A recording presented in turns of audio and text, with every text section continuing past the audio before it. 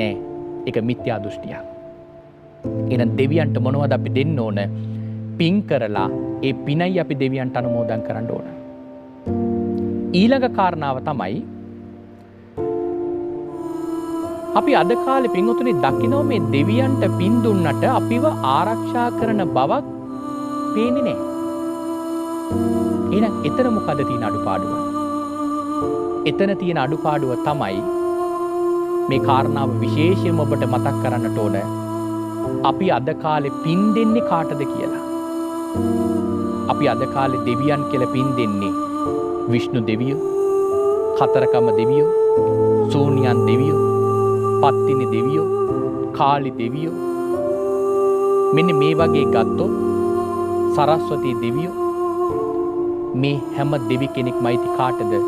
හින්දු ආගමට.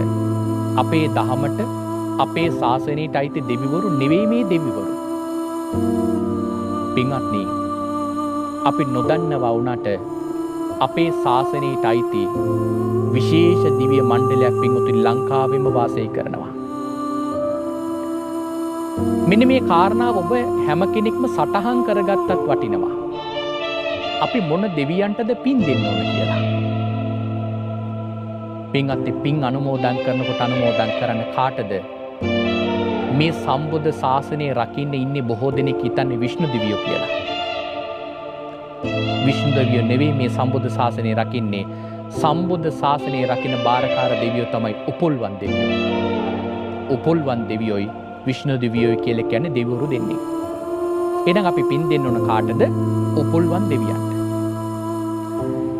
ඊළඟට පින්වත්නි, දෙවිවරු බොහෝ ප්‍රමාණයක් අපේ ධර්මයේ සඳහන් කරලා තිබෙනවා. නමුත් ওই පින්වතුන්ට විශේෂයෙන්ම වැදගත් වෙන දෙවිවරු පිරිසකගේ නම් ටිකක් මම ඔබට සිහිපත් කරන්නම්. අපේ ලංකාවේ භාග්‍යවතුන් වහන්සේගේ ධාතුන් වහන්සේලා රකින්න දෙවිවරු පිරිසක් ඉන්නවා. ආන්න ඒ දෙවිවරුන්ටවත් අඩුම තරමේ ඔබ පින් අනුමෝදන් කරන්න ඔබ කරන පින්කම් වලින්. කොහොමද? දැන් ගත්තොතින් කැලණි මහා විහාරයට අධිග්‍රහිත දෙවි කෙනෙක් ඉන්නවා. කවුද කැලණි මහා විහාරයට අධිග්‍රහිත දෙවිවරු? මණියක්කික නාගරාජන් වහන්සේ. අපේ ධර්මයක සඳහන් කරලම තියෙනවා. නමුත් අපි කැලණි පුදුබිමට ගිහිල්ලා පින් දෙන්නේ නම් වෙන දෙවි කෙනෙකුට. නමුත් ධර්මයේ සඳහන් කරලා තිබෙන්නේ මණියක්කික නාගරාජන් වහන්සේ තමයි කැලණි මහා විහාරයට අධිග්‍රහිත වෙන්නේ. ඊළඟට රුවන්වැලි මහා සෑයට අධිග්‍රහිත වෙන්නවා විශාල රූප කියලා දෙවි කෙනෙක්. රුවන්වැලි මහා සෑය ආරක්ෂා කරන්නේ විශාල රූප කියලා දෙවි කෙනෙක්. මිරිසවැටි ආරක්ෂා කරන්නේ ඉන්දක කියලා දෙවි කෙනෙක්. තූපාරාමී ආරක්ෂා කරන්නේ පතවි පාල කියලා දෙවි කෙනෙක්. ශ්‍රීපාදස්ථානයයි මහියංගන සෑරදානන් වහන්සේ ආරක්ෂා කරන්නේ සුමන සමන් දිවි රාජෝත්තමයන් වහන්සේ. ඒ වගේමයි තිස්ස මහා රාම චෛත්‍ය ආරක්ෂා කරන්නේ මණි මේකලා කියලා දිව්‍යාංගනාවක්. කතරගම කිරිවිහෙර ආරක්ෂා කරන්නේ පින්වත්නි මහා ഘോഷ කියලා දෙවි කෙනෙක්. දීඝවාපි ආරක්ෂා කරන්නේ මහා සේන කියලා දෙවි කෙනෙක්. නාගදීපි ආරක්ෂා කරන්නේ මහා මහින්ද කියලා දෙවි කෙනෙක්. සේරුවාවිල පුදුබිම ආරක්ෂා කරන්නේ සුමන කියලා නාගරාජන් වහන්සේ නමකුයි. උන්වහන්සේගේ මෑණියන් වෙච්ච ඉන්ද මානවිකාවයි. සුමන නාගරාජන් වහන්සේට පරිවාර නාගයෝ ඉන්නවා කෝටි 6ක්. ඉන්ද මානවිකාවටත් පරිවාර නාගයෝ ඉන්නවා කෝටි 6ක්. එතකොට කෝටි 12යි. තව ජයසේන කියලා බෑනනුවන් කෙනෙක් ඉන්නවා. ඔහුටත් ඉන්නවා කෝටි 2ක පරිවාර නාගයෝ.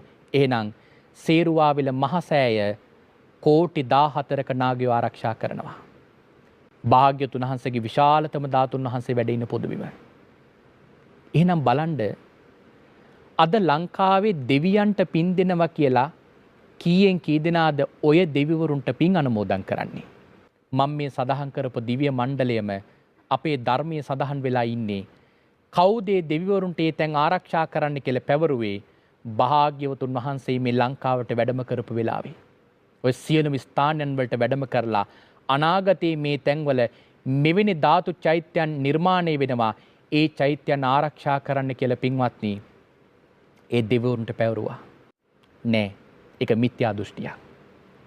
එහෙනම් දෙවියන්ට මොනවද අපි දෙන්න ඕන? පින් කරලා ඒ පිනයි අපි දෙවියන්ට අනුමෝදන් කරන්න ඕන. ඊළඟ කාරණාව තමයි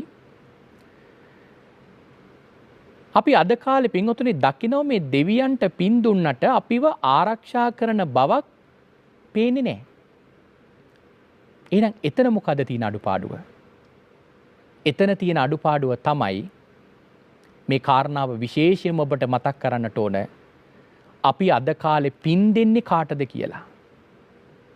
අපි අද කාලේ දෙවියන් කියලා පින් දෙන්නේ විෂ්ණු දෙවියෝ, කතරකම දෙවියෝ, සෝනියන් දෙවියෝ, පත්තිනි දෙවියෝ, කාලි දෙවියෝ. මෙන්න මේ වගේ ගත්තොත් සරස්වතී දෙවියෝ, මේ හැම දෙවි කෙනෙක්ම අයිති කාටද? හින්දු ආගමට. අපේ දහමට, අපේ ශාසනයට අයිති දෙවිවරු නෙවෙයි මේ දෙවිවරු. පින්වත්නි, අපි නොදන්නවා වුණාට අපේ ශාසනයට අයිති විශේෂ දිව්‍ය මණ්ඩලයක් පින්වතුනි ලංකාවෙම වාසය කරනවා. මෙන්න මේ කාරණාව ඔබ හැම කෙනෙක්ම සටහන් කරගත්තත් වටිනවා. අපි මොන දෙවියන්ටද පින් දෙන්න ඕන කියලා.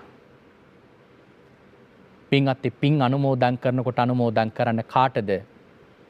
මේ සම්බුද්ධ ශාසනය රකින්න ඉන්නේ බොහෝ දෙනෙක් හිතන්නේ විෂ්ණු දෙවියෝ කියලා. විෂ්ණු දෙවියෝ නෙවෙයි මේ සම්බුද්ධ ශාසනය රකින්නේ.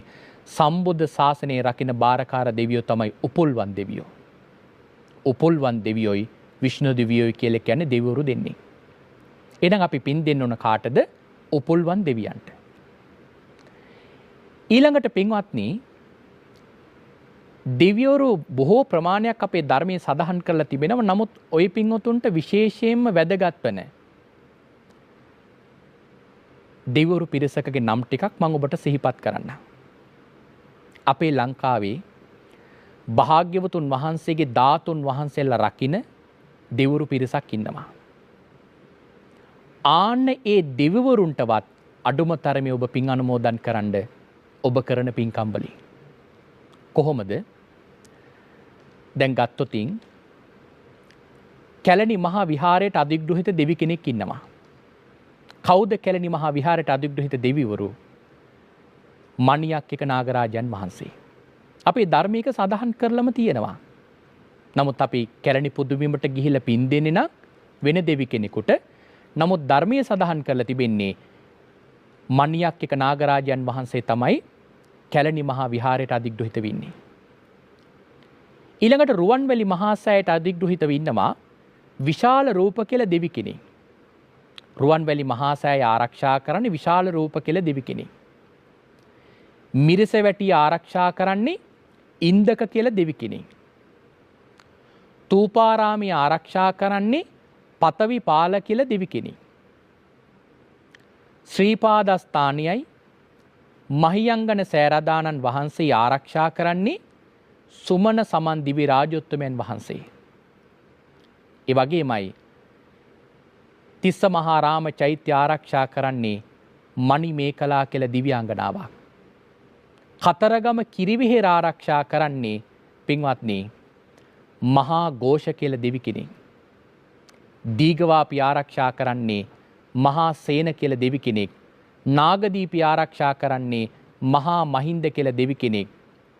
සේරුවාවිල පුදුබිම ආරක්ෂා කරන්නේ සුමන කියලා නාගරාජන් වහන්සේ නමකුයි. උන්වහන්සේගේ මෑණියන් වෙච්ච ඉන්ද මානවිකාවයි. සුමන නාගරාජන් වහන්සේට පරිවාර නාගයෝ ඉන්නවා කෝටි 6ක්. ඉන්ද මානවිකාවටත් පරිවාර නාගයෝ ඉන්නවා කෝටි 6ක්. එතකොට කෝටි 12යි. තව ජයසේන කියලා බෑනනුවන් කෙනෙක් ඉන්නවා. ඔහුටත් ඉන්නවා කෝටි 2ක පරිවාර නාගයෝ. එහෙනම් සේරුවාවිල මහසෑය කෝටි 14ක නාගයෝ ආරක්ෂා කරනවා. භාග්‍යතුන් වහන්සේගේ විශාලතම ධාතුන් වහන්සේ වැඩ ඉන්න පොදුබිම. එහෙනම් බලන්න අද ලංකාවේ දෙවියන්ට පින් දෙනවා කියලා කීයෙන් කී දෙනාද ඔය දෙවිවරුන්ට පින් අනුමෝදන් කරන්නේ? මම මේ සඳහන් කරපු දිව්‍ය මණ්ඩලයම අපේ ධර්මයේ සඳහන් වෙලා ඉන්නේ. කවුද ඒ දෙවිවරුන්ට ඒ තැන් ආරක්ෂා කරන්න කියලා පැවරුවේ භාග්‍යවතුන් වහන්සේ මේ ලංකාවට වැඩම කරපු වෙලාවේ. ඔය සියලුම ස්ථානයන් වලට වැඩම කරලා අනාගතයේ මේ තැන්වල මෙවැනි ධාතු චෛත්‍යයන් නිර්මාණය වෙනවා. ඒ චෛත්‍යයන් ආරක්ෂා කරන්න කියලා පින්වත්නි ඒ දෙවිවරුන්ට පැවරුවා.